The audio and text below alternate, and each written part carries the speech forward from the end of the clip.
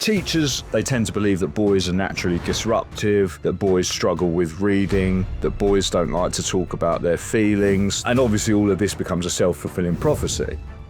There's this almost underneath idea that boys are a problem because they're not like girls. There are many ways in schools in which boys are a problem, but it is only because society has created that problem or made them to be as such. A lot of incels, the reason they become incels is because they feel marginalised. What can parents or educators do to support young men, boys? The number one thing they need to do is to listen to them. We really need to think about how can we just engage with them, ask them questions, demonstrate curiosity, and then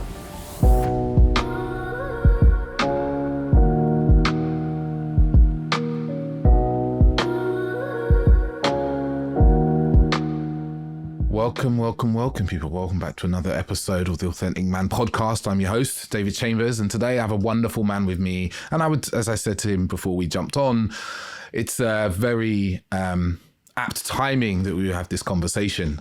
Much of what we're going to talk about was kind of pre-planned by me based on, his wonderful work. He's an author. He's written a wonderful book called Boys Do Cry, which I think is a very important title because, we grow up, every man listening to this, and even the girls, the women, listen to this, we grew up with this message of not crying. I actually remember a particular moment in my life, about 6 years old, when my dad told me not to cry. And many of us have those instances, I know from my coaching work. But it's a man who's spent over a decade working in schools, teaching, educating, and now spends a lot of his time talking about manhood, boyhood, masculinity, incel culture, the Manosphere, and how this radicalizes young boys, as well as things like mental health and the importance of emotional expression and emotional capacity for boys and into manhood as well. We have two of us today. Matt, how are you doing? I'm good, man. I'm good. I'm looking forward to this. Wonderful to have you here. I thought I'd start with a question. Actually, yeah, I've got it here. What was a kind of moment for you in your teaching career that kind of forced you to kind of look at your beliefs about masculinity? Yeah, I know the answer to that right away. I remember I was in my first school and I was the only male in an English department of 17 females. And we were in the staff room once, a load of us. And I remember there was this book left down. Yeah, that was it. The library had given us a load of books that they didn't want anymore. They thought, we'll give them to the English department. Anyway, we're looking through these books to see if we could use any of them. And one of them was called like banned poems for teenage boys, right? Obviously, they weren't really banned, but it was, trying to be cool or whatever. And I remember there's this poem in there called The Minnow. And basically it's about this kid who's, I think he's on holiday, like Tenerife or somewhere, his first lad's holiday, 16, 17 years old or whatever. And he's in the pool and it's cold, right? The water's cold. The poem's called The Minnow. So there's all these like metaphors about what happens to a man's appendage in that cold sort of cold environment. And then what happens in the poem is this girl that he fancies like comes by the poolside and beckons him over. And yeah, basically the whole poem is about this boy's angst about having a small penis in the cold and being faced with like the object of his desire or whatever. And I remember we were like reading the poem. It had some awful metaphors about minnows and whales and stuff like that. It was all a bit... And we were kind of laughing about it. And then I just had like a moment where I just went, oh, do you know what though? I said, what with like pornography and everything that a lot of these lads are seeing, I said, do you know what? I bet some boys do have some real worry about that. Anyway, the laughter just stopped. Everyone just kind of looked at me. There was a brief moment of silence. And then one of the teachers, she said to me, well, you would say that. You're a man. All you think about is sex. And then they all laughed and they all went out. And I was kind of just left there thinking, I don't really know what happened. I don't know. I was just uncomfortable with the way they spoke about me because I was a geezer. And then I thought, if that's the kind of thing they're saying about me, what do they think about all of the boys that they teach? And so I just started doing research into like unconscious bias in terms of like teachers and boys. And I just I caught on very quickly to the fact that boys are underperforming, that teachers are often biased against boys. And yeah, I started writing, started blogging about it. And the more research I read, it just led me down other research paths, and I just found it fascinating, really. And yeah, and now like 2 books later, and here we are. Yeah, it's good. Yeah. And I guess a question is into that is, what do teachers generally think of young boys? And based on the research that you've kind of done, how does that affect the boys themselves? Yeah, so teachers, they tend to, if you look at the research into the beliefs that teachers have about boys, they tend to believe that boys are naturally disruptive, that boys struggle with reading, that boys don't like to talk about their feelings, that boys have messy handwriting, that boys aren't as academically able. And obviously all of this becomes a self-fulfilling prophecy. Because if a teacher's in the classroom talking to the boys as if he or she thinks they can't do as well as the girls in the classroom, well, naturally the boys will start to believe that themselves. Another really interesting area and that has kind of real life impact is the marking and the grading bias. So if a teacher gets the same piece of work, okay, exactly the same piece of work, the teacher with the boy's name on the front will mark it lower than had they got exactly the same essay, albeit with a girl's name on the front. And there's lots and lots of research on this. Interestingly, the research revealed itself in real life recently when due to COVID, teachers had to assess grades. And a key stage 2 SATs, that was the widest the gap's been. At a time when teachers were given they had to mark their own kids' work. So, yeah, I think this bias that teachers have against boys is quite damaging, and more damaging by the fact that not a lot of teachers are comfortable with admitting that. As teachers, we're meant to be good people, right? And a lot, I speak to some teachers who somehow think they're kind of impervious to all the stereotyping and biases that the rest of us are so easily susceptible to. My own view is that such a belief is arrogance. Why? Just because we elected to be teachers doesn't make us any better than my mate who's a builder or my mate who's working in. Do you know what I mean? We're all biased because we all consume the same media. So I think that if you're a teacher saying, absolutely refusing to accept the possibility that you might be biased, then I feel sorry for the kids you teach, I guess. I imagine this doesn't go down well when you visit schools and start telling the teachers this. It's difficult, isn't it? Yeah. I mean, I guess I'm a teacher too, and I'm susceptible to it, and I don't want to villainize all teachers. It's not also, by the way, it's not always also just boys. It's also black students, students in receipt of the pupil premium fund, so free school meals kids, and teachers with English as an additional language. So it's not boys exclusively who are the victims of unconscious teacher bias, but certainly boys make up a large proportion. 51% of the student body. So I don't know. I think I always say I'm a bit like Marmite. I think sometimes teachers quite like to hear it. There are often teachers in the room sitting there, and when I'm going on about this, they're looking at their colleagues and they go, yeah, he's a biased bastard, and now he's been called out on it. But of course, there are also, it's not nice to be told, is it, that potentially you are discriminating against someone unconsciously. Yeah. And it's interesting because I spent a little time in some schools a couple of years back running some workshops, and one of the things I also noticed was when I spoke to teachers, the language they used about boys was really fascinating to me. They often refer to, I never forget 2 teachers standing in front of me and be like, we have a boy problem at this school. And I remember being like, wow, I was like, that's very interesting. And I said, oh, why do you think that is? And they're like, and the answer was, how boys are. And I remember thinking, that's really interesting to me, because there's this almost underneath that is this idea that the boys are a problem because they're not like girls. Yeah. Yeah, you hear it a lot. You hear it a lot. And don't get me wrong, there are many ways in schools in which boys are a problem.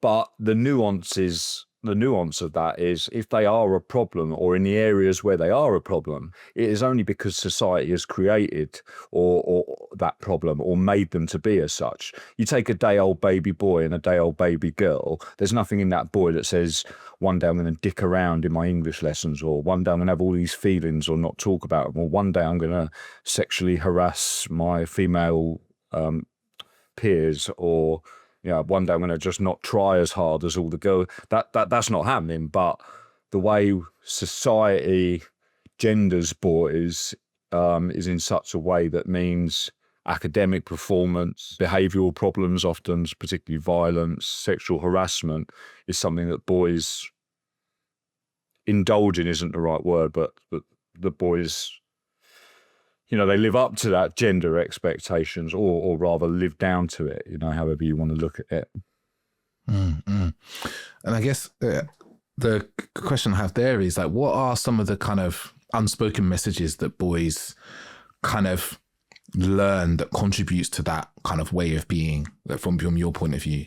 As they're growing up, what do they learn about being a boy or being a man that contributes to them showing up in that way?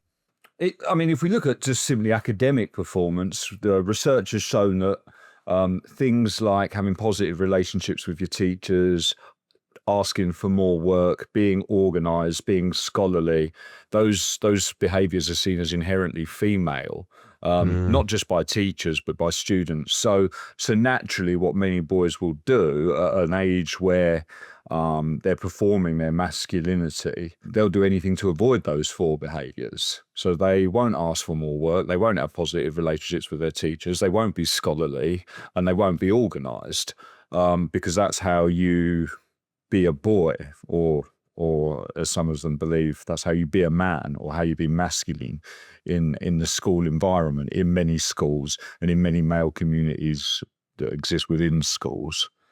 So it comes down to, for a lot of boys, is like the avoidance of doing or showing up as any way that can be deemed as kind of feminine or girly. Yeah, but there's all sorts that plays a role. You take competition, boys, again, I don't believe that boys are innately competitive. I don't believe that there's a competition gene or any sort of hormonal thing that makes us competitive. There's a few evolutionary theories, which I don't really go with.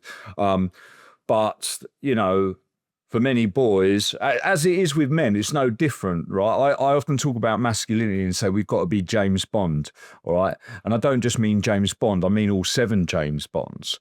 Do you know what I mean? We've got to be funny like Roger Moore. We've got to be the funniest. We've got to be the most ruthless like Sean Connery. We've got to be the sexiest like Pierce Brosnan. We've got to be the even sexiest like Daniel Craig. We've got to be stylish like Lazenby. We've got to be all of these James Bonds all at once. And it's just an impossible task. And that's the same for many boys. They've got to be the best at football, the most attractive, the smartest, the funniest, the naughtiest. Even when they have to be the smartest, they also have to do so in a way that looks like they've not put in any effort in. Boys are, competing with each other all the time. And again, research has shown that boys are far more likely to back out of a competition if they sense that it's a competition they won't win. Obviously, in a class with 15 other boys or 14 other boys, only one boy can be the best at maths in that classroom. Only one boy can be the best at football. Only one boy can be the best at setting up a science experiment or whatever it is. And so potentially you've got 14 of those boys realising that, this is a high stakes competition for them where they will lose face in front of their peers, and potentially any romantic prospects that are in that classroom. And so they'll self-sabotage and they'll actively withdraw from the competitive task or the task in the classroom that puts them on show. And I guess it also protects them from that experience of failure and humiliation and being laughed at. Exactly. Like, I know from my experience at school that fear of like putting your hand up and asking the stupid question, having the whole room kind of laugh at you, is enough to have a boy just sit there and be in silence. Yeah. Also, mate, like it's not even asking a stupid question. Sometimes you can get mocked and teased for giving a brilliant answer. Do you know what I mean? Like you're both mocked for not knowing, and then if if the teacher says, "Oh wow, well done, David, that's a great answer," your mates are all giving you stick, calling you a boffin or a nerd, or sucking up to the teacher or whatever. So, in some classrooms, it's a lose-lose situation for some of these lads. And I guess there's also something that I was talking to a friend of mine actually recently, and I saw him and I said, when I was never a good student personally up until about the age of 13. And it wasn't until I went to Jamaica and I met my cousins who live out there, and I was explaining school to them, and I was like, they were asking me questions like, do you pay for your books? I was like, no, it's all free. Do you have to pay to go to school? No, school's all free. And, they're like, how do you get to school? And I was like, walk, it's only around the corner. And they were telling me how they have to pay for all their books, all their exercise books. They have to walk to school that's like 5K away and so forth. And it kind of dawned on me then at 13 that we have a very different culture to like my cousins in Jamaica who are like really wanting to do well at school because I saw it as a way to lift them out of poverty, basically.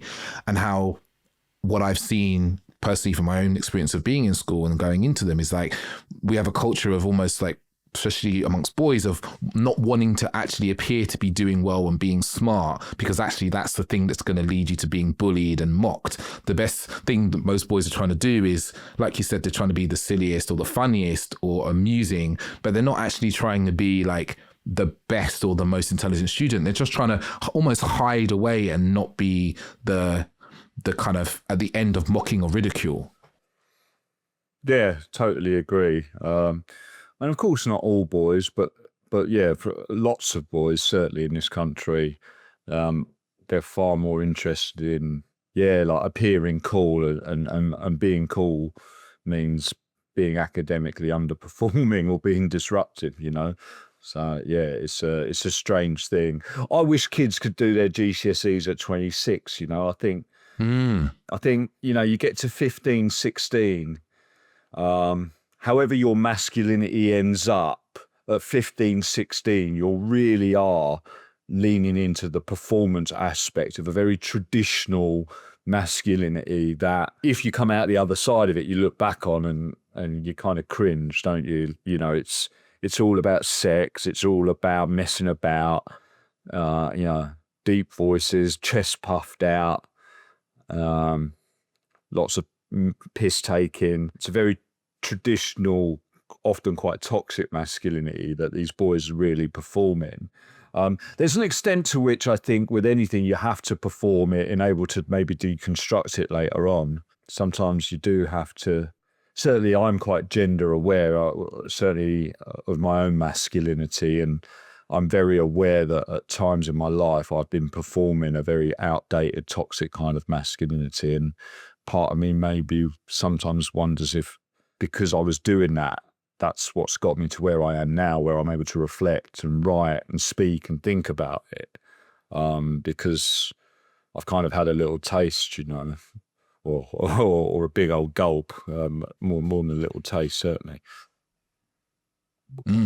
So what I'm kind of hearing you say there, I think, is that because you almost were aware that you were performing, you were being able to kind of look back and be like, oh, I think I was performing? Or is it more that you've kind of separated yourself from over time from the performance, from who you are?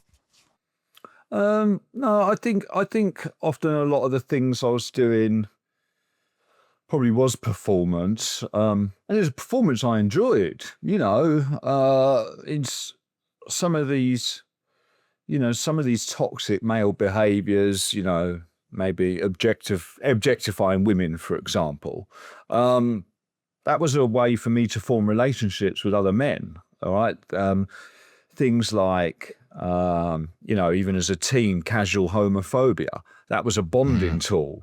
Violence, or at least the threat of violence, or posing as somebody who could perhaps one day threaten violence or be physically intimidating. It was all performance, and it was all something that we used, and still many boys and men do, to to form connections with other men. I think, and obviously that's really problematic. And do you see the same in the boys that you have taught and you spoke to in your workshops, that they are living into these very traditional forms of masculinity, the violence, the domination and so forth, less so because that's what they really want to do, but more so just to kind of get acceptance and connection? Yeah, I mean, in my own school, there's brilliant kids, and I see every day little moments of masculinity that are just so tender, and it's kind of beautiful in a way. But certainly, I spend a lot of my time talking to teachers and this going around the country, and of course, yeah, I do see lads performing masculinity. I do see, I've used the phrase fairly recently, said that misogyny is rampant in British schools, and I still believe that to be the case. I think that sometimes violent situations occur in schools, and it's masculinity that is at fault for that, nothing else. The only reason those two people have had a fight is because of what's between their legs and how society has made them feel they have to act because of that. And, the underperformance academically thing, that's just everywhere. That's every year boys are underperforming in relation to girls. So I'm not theorizing, this is stuff that's actually happening. And it's problematic. And you said in there, you didn't say that it's because of that's who boys are, but more that's who society have taught boys to be. I'd love to unpack that a little bit more.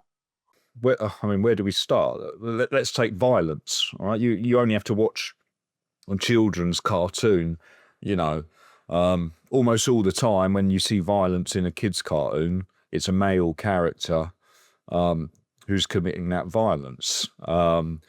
Bad guys are always male or violent.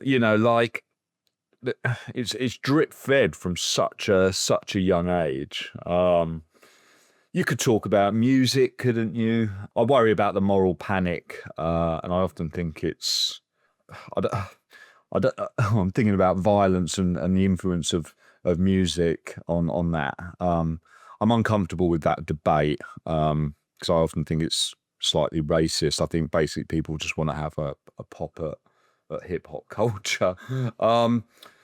But whatever it is, boys are being given messages from a very young age. We need to get better at teaching them to be critical of these messages. The problem is it's quite difficult. If you try, let's say you've got a 4-year-old boy at nursery, and the teacher's saying, right, boys, you go out and play football. The girls are going to stay in and play with the fairy castle.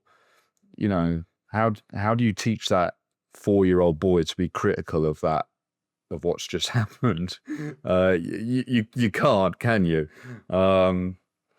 So it starts young, but certainly what we can be doing when they reach adolescence is try to deconstruct the masculinity a bit. And that doesn't mean take it away. A lot of the criticism I get from people in the media is that, or certainly from a lot of people on social media, they think that I somehow want to destroy masculinity. That's actually not the case. I love my own masculinity. There are certain, aspects of my masculinity that I really kind of lean into. I'm not about, vilifying anyone that wants to identify or perform as a man. I'm not against that. But certainly we need to deconstruct it in such a way that enables boys to live up to any sort of masculinity they want to, in a way that essentially means they're not a dickhead to women, and they don't engage in violence or self-hatred, because of course, the thing we haven't mentioned so far really is the mental health crisis with young people, and particularly young boys and men. So there are ways of doing masculinity that don't have to be harmful to others or ourselves, and we just need to talk to boys about that, particularly in their teenage years, just to help them deconstruct their own kind of sense of masculinity and figure out a better one and an improved one, really. A bit like those, do you know what it is? It's a bit like I can't remember what it's called. You know that art, you know, in Japan where they repair broken pottery with gold, you know, and so if you can imagine masculinity is a complete, you know, one of these beautiful vases that's pretty solid by the time they reach their teenagers. Well, then we need to break it and put it back together. And instead of the gold, what we're doing is we're gluing it back together with like tenderness, you know, and compassion and empathy. So they've still got those parts of their masculinity, but they're not glued together with violence, aggression, self-loathing, emotional mutism, and misogyny. Instead, there's a more tender glue that's holding it all together. And as you say that, like what I hear is all the things that, you know, the violence, the kind of self-loathing, the anger, the misogyny, all those things are disconnecting from others. They disconnect us from other people, right? Yeah. It might appear that they might appear sometimes that they create connection between boys but at a very superficial level, but on a deeper level, they create disconnection. And what all the things they kind of call it the golden glue, right? So I like that phrase. I remember seeing some beautiful pots in a museum once with this gold. The golden glue that you're talking of, this empathy, compassion, understanding, and so forth. These are the deeper aspects of connection and connectivity that actually leave us feeling connected to other people and also feeling loved. And this is the thing that, you know, from my experience, I work with grown men, right, around relationships and dating and intimacy. And what I see, the same things you talk about, the kind of toxic glue, should we call it, of anger, violence, self-loathing, come into the world I work in, especially self-loathing, low self-esteem, you know, this general disgust at who oneself is. And the antidote to that is always, in what I do, is a level of compassion to self and others and empathy and so forth.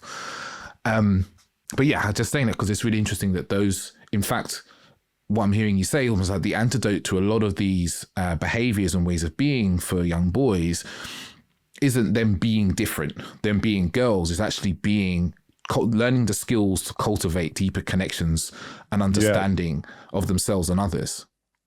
Definitely. And this is where the Manosphere and people like Andrew Tate come in, you know. They're telling these boys that society doesn't care about them anymore. And so increasingly boys are being drawn to these influencers. And as a result, boys are feeling or being made to believe that they are on the outsides of society, that they're being pushed outside of society, and that people don't care what they have to think or say. And so, yeah, the answer to that problem is, well, we got to think like, well, how do we connect with these boys so that when they do feel rejected or they get dumped or they get embarrassed or humiliated, that they're not drawn into these dark spaces on the internet, but instead they're drawn to us, and we can help them navigate all the shit stuff that life will throw up at you when you're a teenage boy or a teenager more generally, and actually an adult. Yeah, it's interesting there because, like, it's the words I was looking for, it just slipped out of my head. It's like when these things happen, they're looking for answers of how the world is, and they're looking for people who understand them and they make them feel safe. And I guess the question actually has come back to me is, do you understand why boys do feel kind of sidelined and pushed aside, like society doesn't kind of care about them? Because if we pick out something you said earlier about like how teachers talk to them and talk about them, you can really, from my perspective, I can really understand, and listeners, don't mistake understanding for agreement. Yeah, I'm just saying that very quickly. You can understand why young boys would feel like the world doesn't care about them, the world is trying to sideline them, the world thinks they're bad and there's something wrong with them intrinsically. Yeah. Do you know what? I've been thinking about this. If we move away from boys, so just to me for a minute, right? So I recently split up from my partner. She won't listen to this, but, you know, I thought she was the one. She didn't want to know anymore. All right. She left. And round about this all happening a few months back, I also really started getting into my research on incel culture. And for those listeners who don't know, an incel it stands for involuntary celibate. And essentially it's a man who believes that women are biologically predetermined to only fancy the 20% on the world's men. And what that means is that 80% of the world's men are left kind of floundering, and women actively exploit, humiliate, and play around with these men. And incels see themselves at the bottom of this masculine hierarchy. They're unable to get relationships because, they're not attractive enough. Anyway, so I've just been dumped by my girlfriend. I'm like spending the evenings on these weird like incel forums. And at the time, I think I was about 20 stone when my girlfriend left. And also I've got no hair. And I was every night reading this stuff about women, if you're bald, it doesn't matter how much money, how healthy you are, how nice you are. If you are bald, no women will ever look at you. And then anyway, about a month ago, I thought I'll just try a dating app, and I wasn't getting any likes or whatever, so I came off them again. And despite all of that, my girlfriend leaving, dating apps not working out for me, reading endless weird blog posts about how bald men are ugly and horrible and all the rest of it. Despite all of that, I still don't believe that women are evil, and I still haven't given up at the hope of one day finding someone I've been thinking recently, well, what is it about me that means I'm in that quite bad place where it would be very easy to get seduced by what Andrew Tate and all the weirdos are saying, and actually believe that and start to feel quite resentful of women, quite down on myself. And I honestly think the only answer I can give is that I talk to lots of women and lots of men, and somehow I've got to a place where I know that the actions of one person, or just because somebody says it doesn't mean it's true. And it's because my world experience is so wide. I speak to women and men from very different backgrounds, from very different cultural backgrounds, religious beliefs.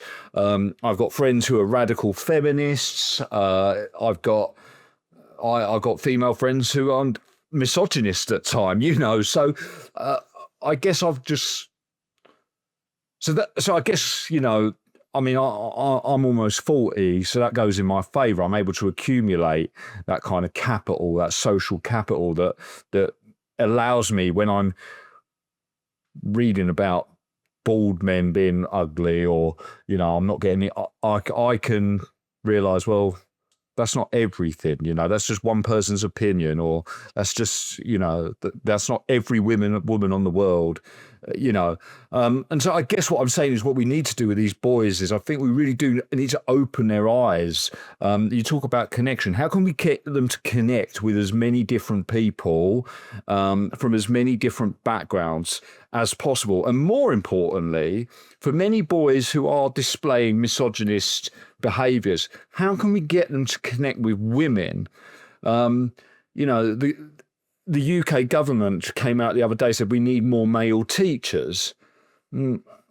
Okay, or how about we change boys' attitudes towards women so that boys can respect women? So I really do think we need to think about how we can just widen boys' social capital, their social networks, and also increase, I guess, the number of women who are positive role models or positive influences to them. Because for some boys, women are very much an alien species. They don't really talk to women. They don't know how to. I think we need to figure that out. And that's not just as teachers, maybe, or whatever, or as parents. That's as a society. Why is it that at the year 6 disco, all the girls are on one side and all the boys are on the other side? Why is it at lunchtime the football pitch has only got boys on it and all the girls are standing round the tables. Why, from such a young age, are these kids not mixing with each other? Why does this gender binary manifest itself in social separation? Okay, because you can still be a boy and a girl or a man and a woman. You can still do that and mix with the opposite gender or sex, can't you? But so often we don't, particularly at school age.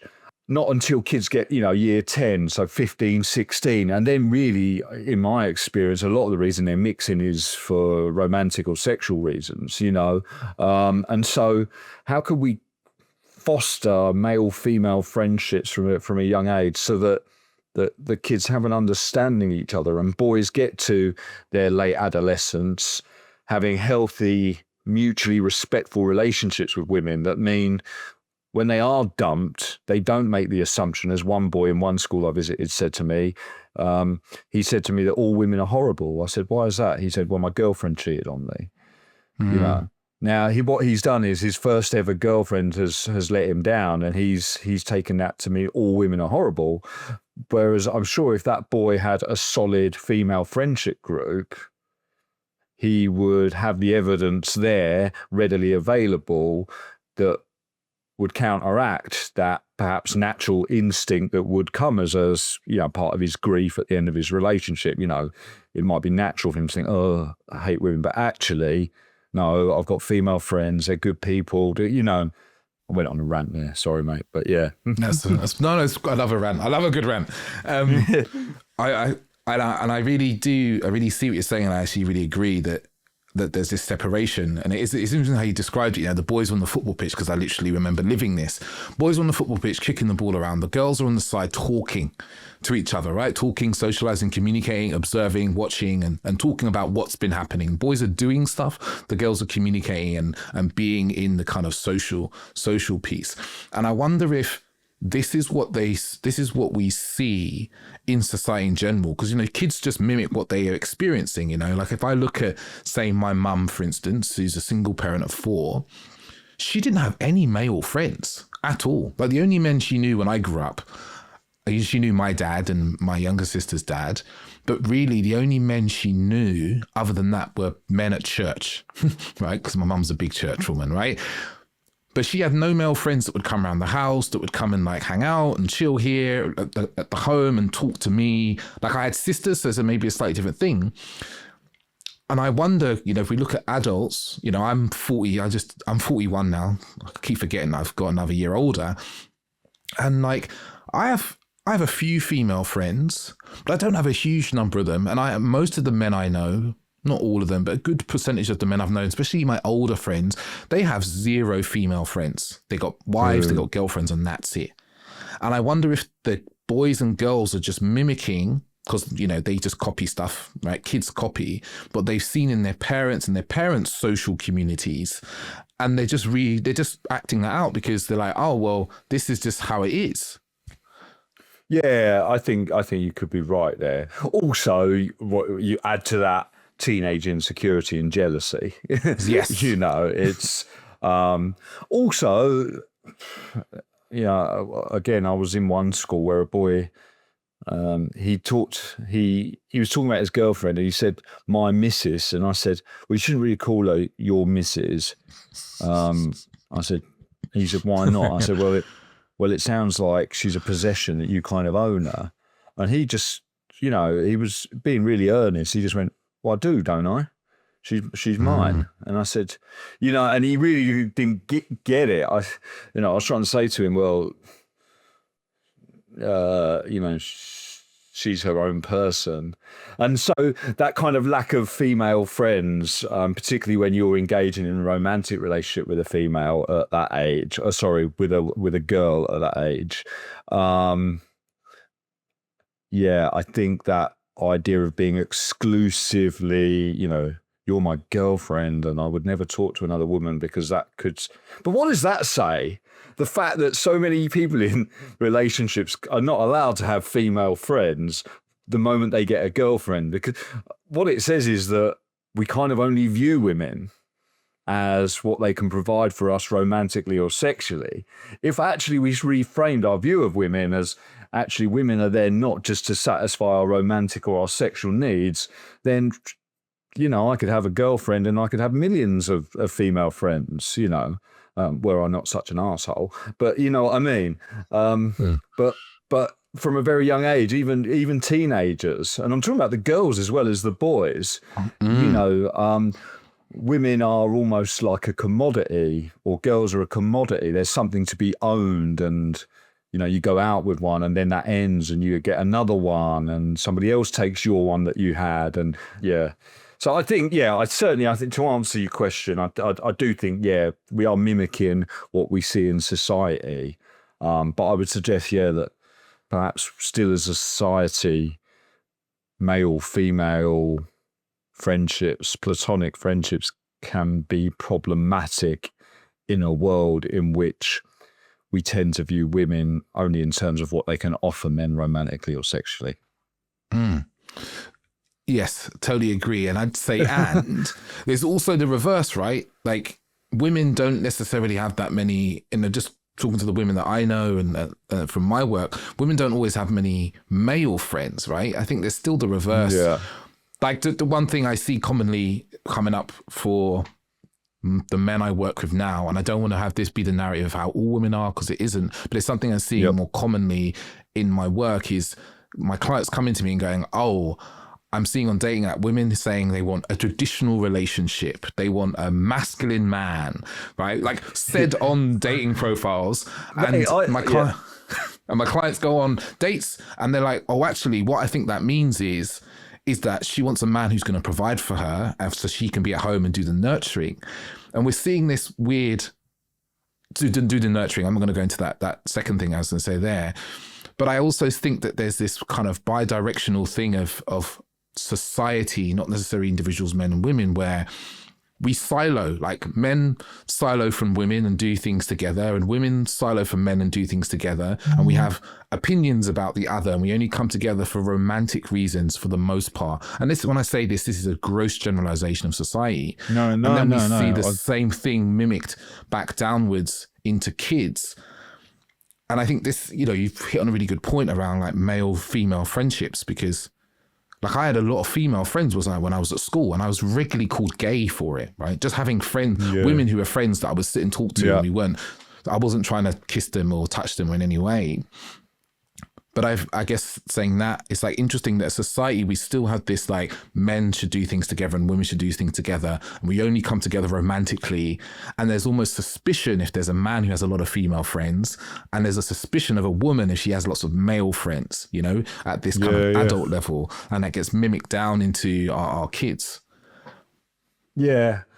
I think it's also rooted in like masculine insecurity. I think, like, for my whole life I've only validated myself really in terms of how women feel about me sexually or romantically, and I think a lot of the hurt that I've caused women over the years is because of that.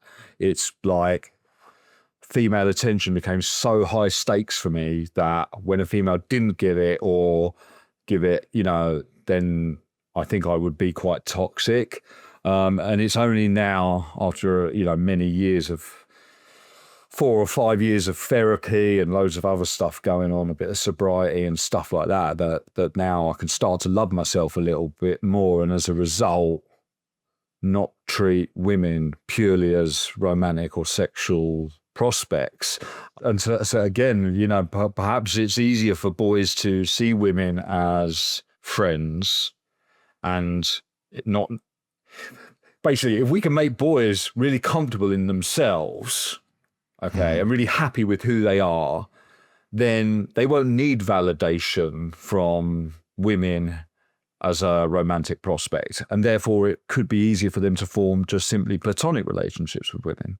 Totally. They stop looking at, because I think this is something that isn't, like you described for yourself, it's something as men we often, what's the word I'm looking for? We basically validate our masculinity by the way of which we can attain, get, sleep with, conquer, whatever words you want to use, or collection of words, with women, and ascertain validation and attention from women.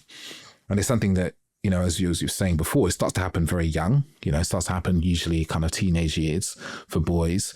And that's how we deem that we're a kind of like successful man. You know, money, women, usually the two things. And for a teenage boy, he can't make any money yet. He doesn't have the capacity. Well, I guess he does, but he doesn't necessarily know he does. But the one thing he can do at school is be like, how do women treat me? And that can be the kind of yardstick for his like level of, so we say, quote unquote, masculinity.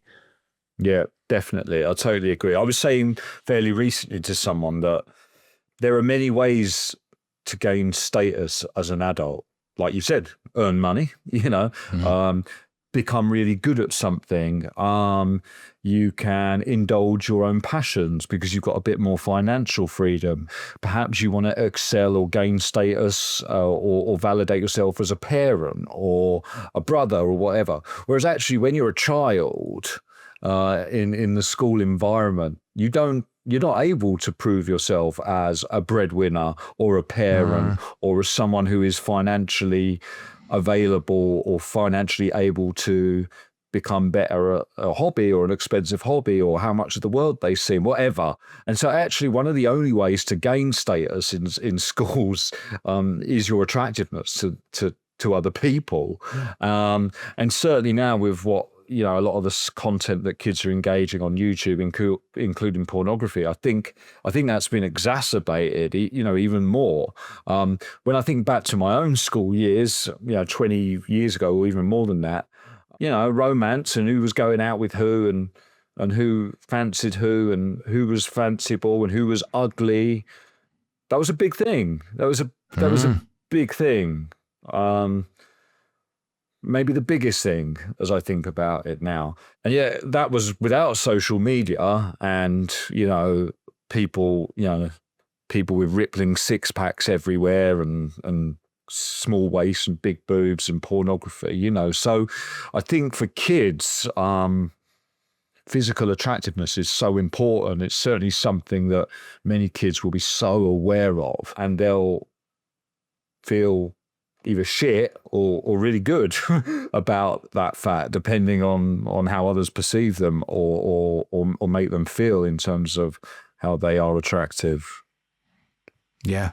Yeah. And I think that's a really great point, right? It's huge for young people. And I guess in the olden days, before social media and smartphones, you can compare yourself to those around you, right? You could compare yourself to the other boys in the locker room and the girls could compare themselves to the other girls that they knew, right? And that might only be really, if you're in a single year group, that's what, like 200-300 people.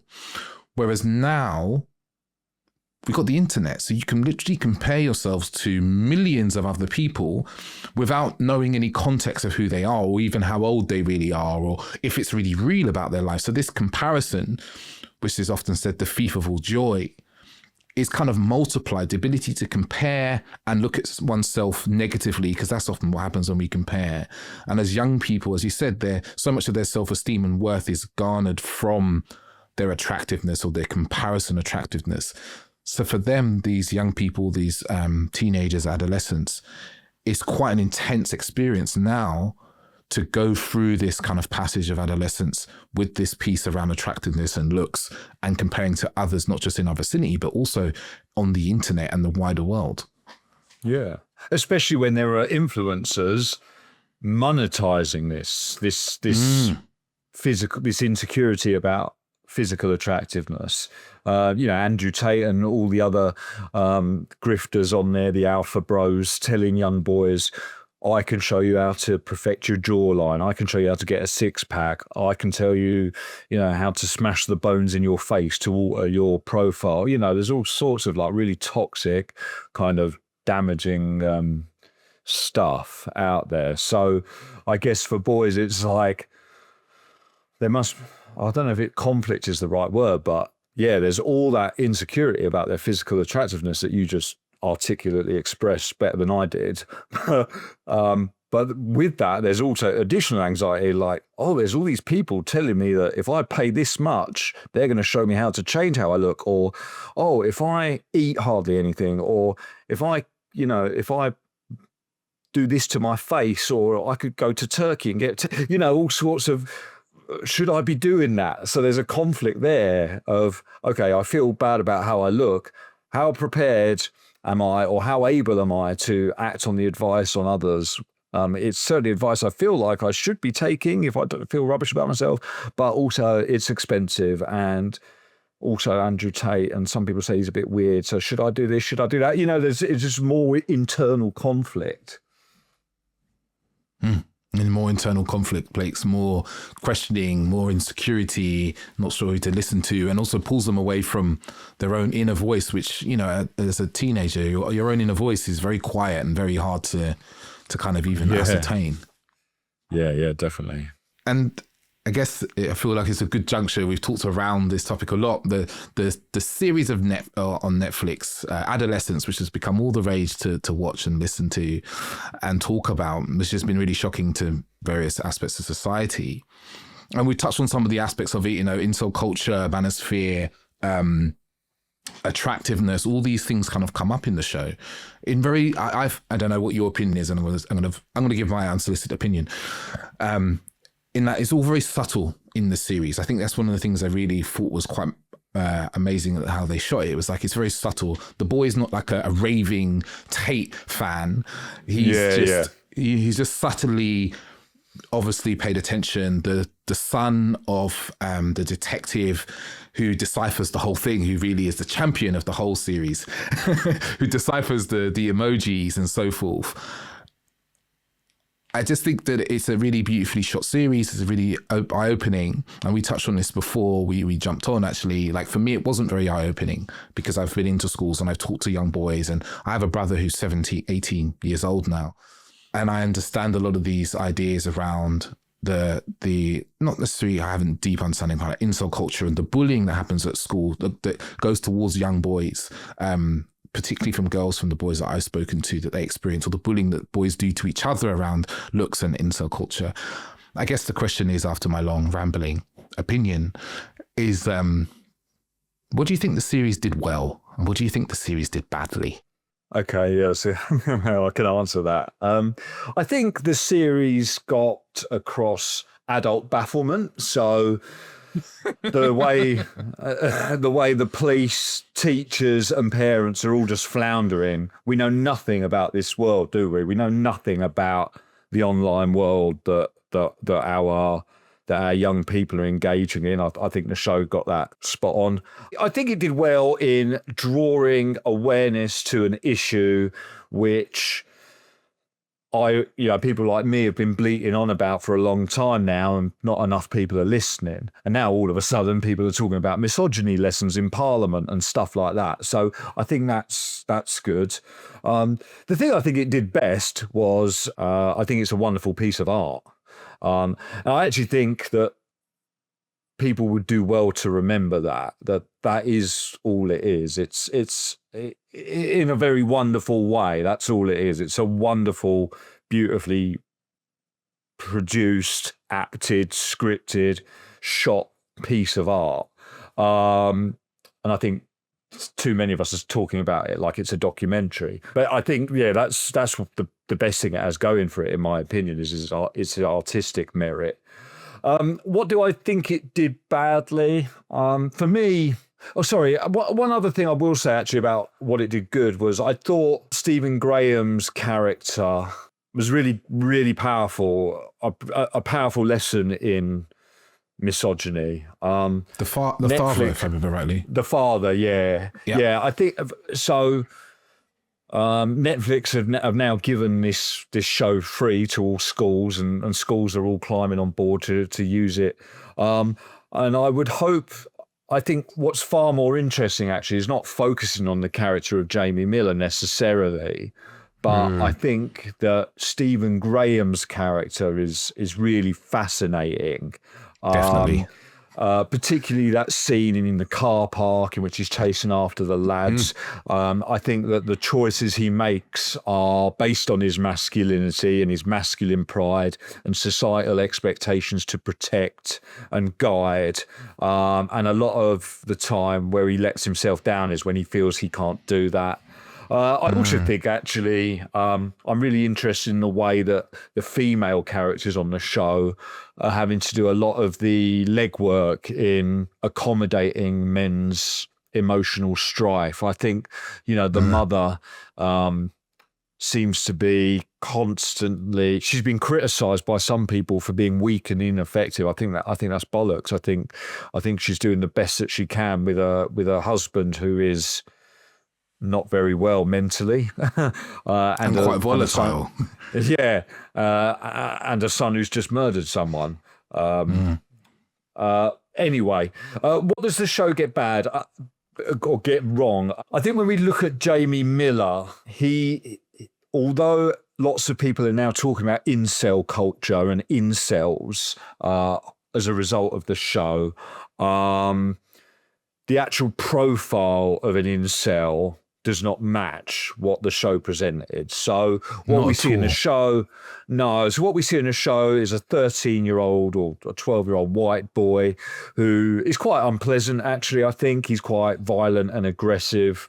In actual fact, research commissioned funnily enough, by the UK government, in a huge study of 561 incels from the US and the UK, actually revealed that the profile of an incel is quite different. And the thing that the show primarily missed, or was most missing for me, was firstly the fact that most incels aren't actually violent. So in this research, they asked incels, would you commit violence, or how likely are you to commit violence against someone? And the majority response was rarely or never. Incels aren't necessarily violent people. And I think there's a lot of moral panic about that, our boys are going to be in their room for half an hour, come across some content, and then they're going to go out and start attacking women, or that's not necessarily true. Although it is something to be aware of. We know from people like Jake Davison in Plymouth or Elliot Rodger in the States, we do know that when men who have been radicalized by incel culture do commit acts of violence, it's catastrophic. So it is something we need to be aware of. The other thing that the show didn't do too well on was I really think it didn't focus on the mental health issue. The fact is, boys and men who identify as incel have significantly higher rates of depression, anxiety, and actually suicidal thoughts than the rest of the population. And I don't think the threat incels, for me, it's not like a terrorist threat or a violence threat, or a violence issue or a terrorism issue or a radicalization issue necessarily. For me, primarily, more than anything else, it's a mental health issue. And I think with Jamie, we got the sense that maybe he was a bit insecure. There was a bit where he kept asking the psychologist, "Do you like me?" We're told that he's spending lots of time in his bedroom. But that's it, really. And I think that a lot of the moral panic, certainly when I'm talking to parents and teachers, is that they're all just shitting themselves because they think that this is a problem they won't be able to deal with. Well, in actual fact, parents and teachers have been tasked with nurturing, developing and supporting children since time immemorial, or whatever the word is. And so in actual fact, this is the best way to think of it is a mental health issue. And I think actually saying to teachers, saying to parents, how can you make the boys, as we said earlier, feel included? Are their boys getting the support that they need? I'd be very worried about teachers using adolescence as a resource in school to say, oh, look at this nasty 13-year-old boy who's been radicalized by incels. Look how violent and horrible he is. A lot of incels, the reason they become incels is because they feel marginalized. They feel that society doesn't like them, that women don't find them attractive. And if you're a boy in a classroom who has already kind of flirted with incel culture online, and you feel on the edge of things, you feel like you're a bit of an outsider, to have a teacher stand up at the front and go, look at this boy, he's an outsider, isn't he horrible? That's not going to make you come round to like oh, actually, I'll be nice. It's just going to push you further away, I think. So I think we need to think very carefully about how teachers, if they are going to use adolescence in school as a resource to talk about masculinity and misogyny and perhaps the Manosphere and Incel culture, they need to think very carefully about how they're going to do that in a safe way. Yeah. Yeah, oh, beautifully said. So many things I could jump on actually. Yeah, sorry, because no, great. I love when we get deep into something. Like I think one of the things that stood out to me was when I watched it, I didn't look at Jamie and think that he's really an incel. I saw it more as a young boy who might have read some stuff, right? Like all young boys do online, and has started to understand some stuff and has been told he's an incel, right? As like a slur, a slur of like, you're never going to have sex and you can be... The same thing that we boys have been hearing probably for decades or hundreds of years of like, you're ugly, as we kind of touched upon before. No one's ever going to like you. You're never going to get any women. You're never going to get any sex. And that will always hit a young boy in the age of kind of puberty who's starting to become not necessarily sexually active, but sexually minded. He'll start thinking about it, right? So that's like a slur he's experienced. I think the father character, as you talked about, I think he's almost the prime character in it, because what, from my point of view, especially in that last episode where he goes on a bit of a rampage, doesn't he? That morning of his birthday, it's like what you see is a man who... He tells a story. He talks about his dad. There's a really touching moment where the wife and him are in the bedroom talking. And I think he's like, my dad used to beat me black and blue, something along those lines. And all I wanted to do was not be like my dad. I wanted to be better than my dad. And I hear those words so much from men. Like their dads beat them really badly and they don't want to be like their dads. But they inherit this, through generational trauma or just the kind of abuse they experience. They absorb the anger, and they never do anything about the anger. They stop themselves from being physically violent. But what I really saw in the series was that the father passes on this anger, but everyone in the household's kind of scared of his anger. They kind of tiptoe around it. They kind of... they just kind of let it be, because they're kind of scared of him and his insecurities about himself. And there's a touching moment where they kind of go, the couple, they're like, we could have done more. We saw that Jamie was an angry little boy and we didn't do anything. And I think that for me was a really poignant moment, because they're kind of looking at the mental health aspect of him and looking, going, oh shit, we can see points where we could have done something. We could have stepped in, we could have supported him, we could have helped him. And we, for whatever reason, maybe they're overworked and so forth, and they didn't. And I guess for me in the series, what I see is a young boy who hasn't really been shown how to express himself in ways when he's having emotions that are difficult or challenging for him. Yeah. And he's kind of been, I don't want to use the word neglected, but I think the word, it might be quite right in he doesn't know how to do that. And then coupled with the pressures of school, of being bullied, like by, whether it's the girls or other boys, about his attractiveness and so forth, and doesn't deal with the rejection that he faces in a way that's kind of emotionally attuned and mature. I totally agree with you. In Boys Do Cry, I wrote a chapter on anger, and I actually I described anger as like the last taboo in mental health. As adults now, we might feel comfortable in telling another adult, I'm depressed, and so I'm going to seek medication, or I'm anxious, so I'm going to talk to somebody. How many of us would go, I think I've got an anger issue, and I think I need anger management?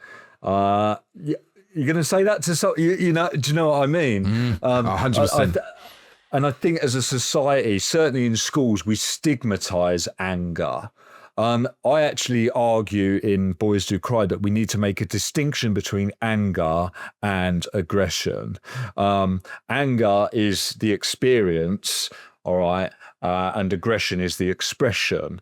And I think what we really need to do a good job of doing, particularly with boys who have been gendered to be aggressive outwardly, we need to stop stigmatizing anger and accept the fact that anger is as natural as hunger, as love, as jealousy, as insecurity. It's a perfectly natural human emotion. In actual fact, lots of good things happen when people are angry. Rosa Parks would have just, got out of her seat had she not been angry. And so I think once we start talking to kids about that, then and giving them the language of anger and even some basic anger management techniques, and stop stigmatizing this whole thing of anger is a weakness and all that bollocks, well, then actually what we can start to do is separate anger from aggression. And then, because I wonder how much aggression comes out of or is born out of frustration of being ashamed about the anger that you're feeling. I'm really angry right now. I've got to get it out. Whereas if we stopped stigmatizing anger and we were able to say, I feel really angry right now, but this is natural. This is natural. I can control the anger. I just need to stop it here. I need to park it here, or I just need to accept this anger. I think that could go a long way. And I think you're right. I think that when you do get kids like Jamie Miller who are angry boys, the shame that they feel as a result of that anger. Same with Stephen Graham's character, the father. He clearly felt guilty or ashamed of the anger that he experienced. And I just really don't think that's helpful. I don't think making people feel ashamed to be angry helps with their ability to control it. Yeah, I'm 100% with you, because I see this as we switch into adult men. A lot of men that I work with and I speak to, they won't show any anger, right? Because we've grown up being taught that anger is bad, anger is shameful, right? And the conversation I often have is that there's nothing wrong with anger, like you said. It's like love, it's like happiness, it's like joy. It's what we then do with it, right? Is the thing we need to be mindful of. Or uncontrollable rage and anger are different things. It's like if I'm angry because someone crossed my boundaries, or someone's made fun of me, or someone's stolen something, being angry isn't the problem. It's what I go and do with that. Or if I get into a point a bit like the father in Netflix, where he kind of loses it, right, with the paint and kind of slips into what I would kind of call as an uncontrollable rage. He's not really in control of himself. He's grabbing the kids and throwing them down, and then he's throwing the paint on his van. And then he realizes, and this is my take on it, there's a moment where he realizes how angry he is. He feels a deep shame about that anger, but because he thinks anger is bad, most likely for him from his socialization and also from these experiences of his father, he can't say the words, I'm feeling really angry. I need to sit and breathe. I need to take a moment. Like, can you give me a few? Because admitting he's angry is a shameful thing. And it's like you said so perfectly. It's like, if we can start to allow boys to be angry, or people in general, not even boys, to be angry without the shame attached, right? What they can do with that anger, we can teach them strategies and tools that aren't shame-filled and aren't necessarily aggressive or violent, or even that spill over into rage. And we just start, as a society, start going, anger's okay. Yeah. And it's funny, isn't it, that his reaction, or the shame that he feels as a result of his anger in that situation in the car park, is to self-harm. He throws the paint at his business van. That's expensive to get off. That's going to have financial cost. And if you look at the male mental health crisis, particularly suicide statistics, that's a lot of men do self-harm. And I wonder how many people watching that would have recognized his, that act of throwing the paint all over his van as an act of self-harm. Probably not. No. But it is really, isn't it? That's something he now has to deal with. And I'm sure that shame, he needed to harm his own prospects or harm his own self as a result of the fact that he's ashamed that he's just kicked off at those boys in front of his wife and daughter. And so pick up the paint all over the van, interesting. Yeah, it's very interesting. I think that, like you said before, like there's a lot of things they get right, but I think the piece around, there's a kind of moral panic around incels. And I've been doing some listening and stuff. It's like this amongst incels, and I probably would actually ask you for a definition in a moment of what an incel is, but I know that amongst incels, which is like involuntary celibate, right? There's a high case of autism. There's high cases of mental health issues. A good proportion of them are men of color as well. These are not the things that we see almost portrayed in the media. What we're seeing in the media really is this kind of angry white man, mostly, who's a misogynist, who hates women, who wants to hurt women. When in fact, the truth of what incels are is very, very different, actually.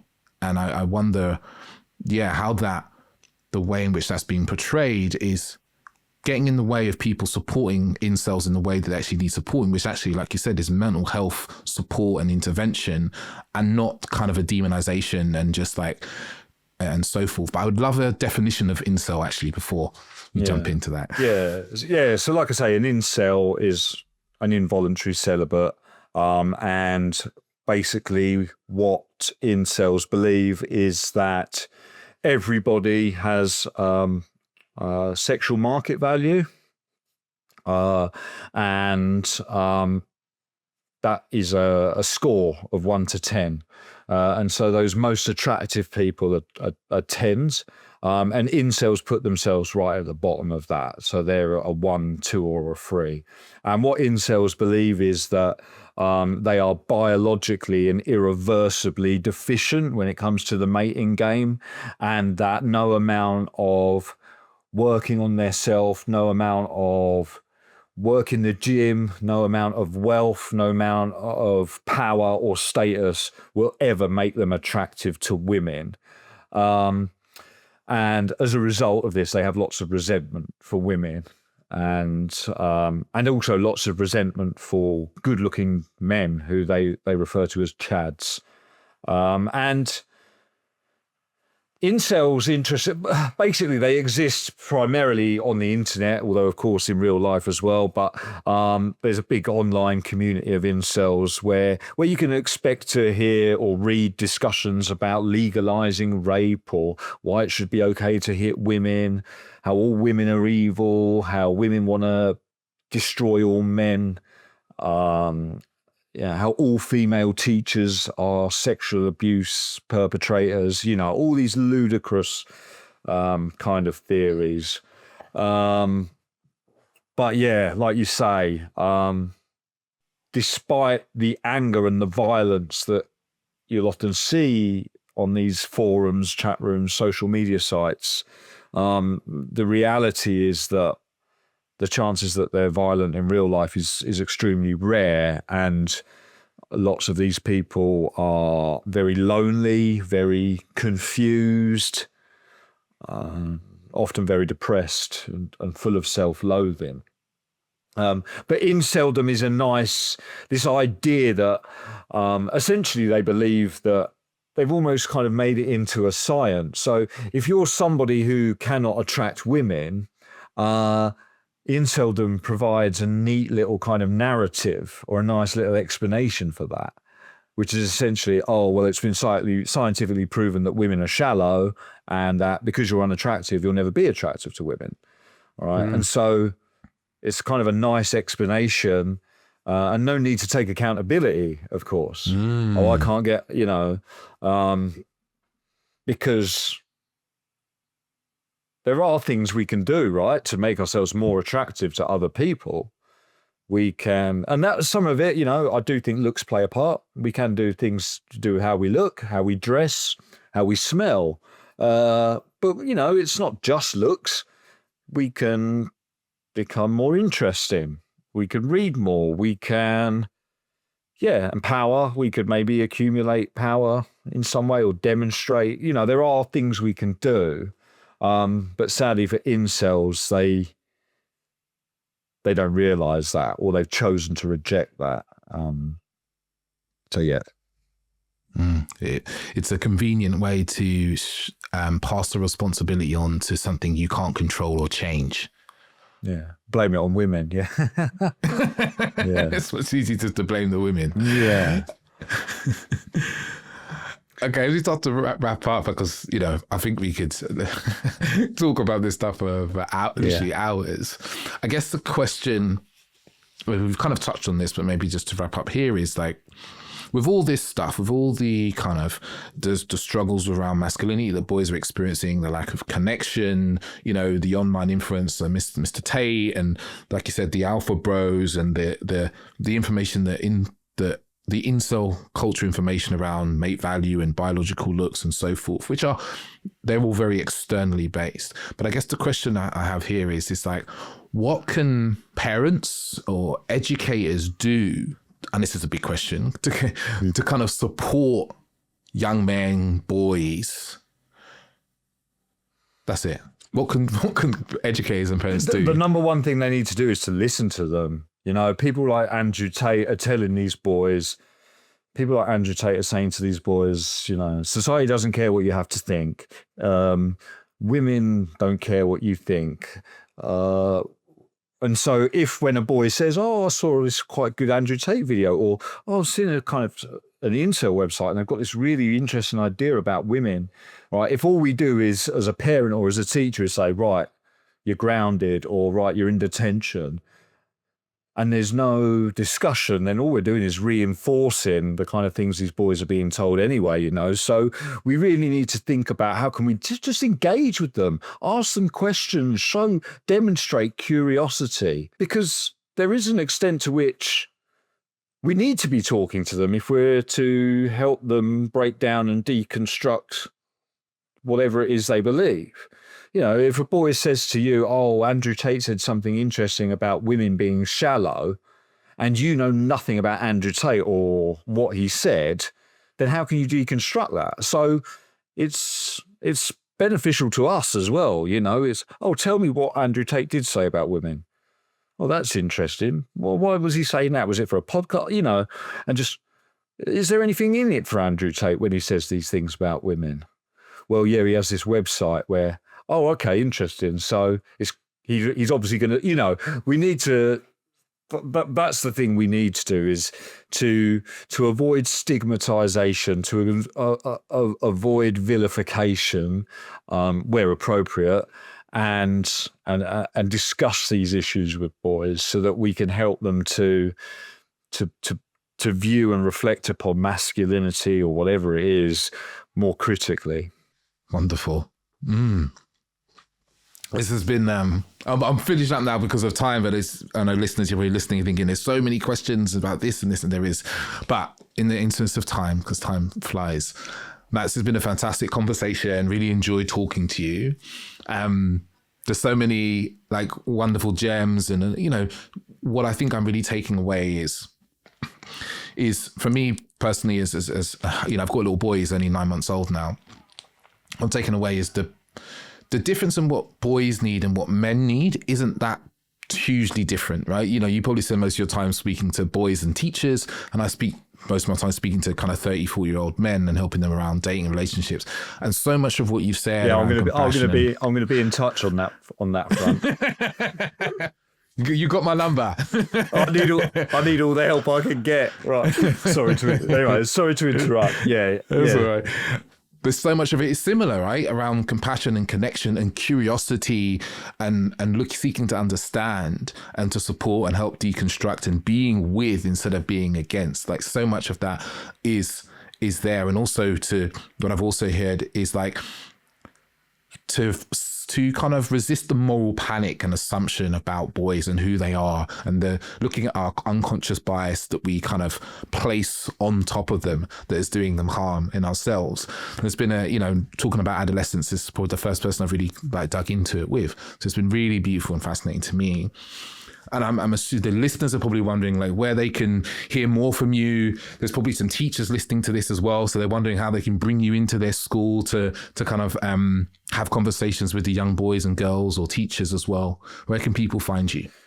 Yeah, I think if you just Google Matt Pinkett, all my socials come up. So on Instagram, I'm Bloke to Woke on Instagram, and I'm Mr. Pig on Twitter, or X as it's called now.